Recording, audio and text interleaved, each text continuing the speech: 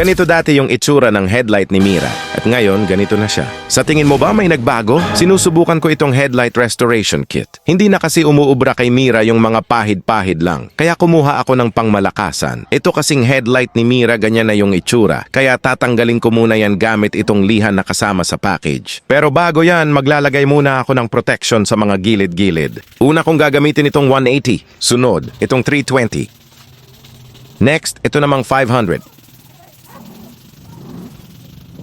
At gagamitan ko na siya ng pinong liha. At lastly, itong 1200 naman.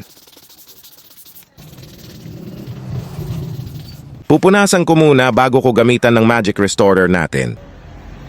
Kalahati lang muna ang ilalagay ko para may backup ako kung sakaling need ko ulitin yung process.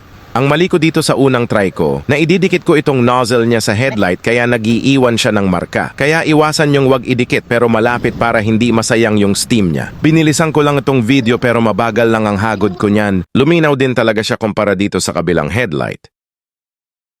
Ang problema ko lang, hindi na pulido yung yung mga guhit-guhit Dapat na kuskus na maayos.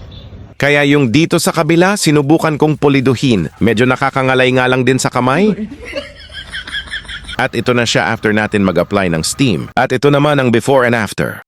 At after 1 hour, binalikan ko ulit siya para lang ma-confirm kung talaga bang luminaw or dala lang sa nabasa siya. So far, ganun pa rin naman. So goods na ako dyan. At napansin ko na lumakas na yung ilaw ni Mira sa gabi. Medyo nalalabuan na rin kasi ako sa ilaw niya. So hanggang dito na lang muna. Gusto ko pa ulitin yung process nito pero sa ibang buwan na. Kasi may natira pa akong kalahating solution.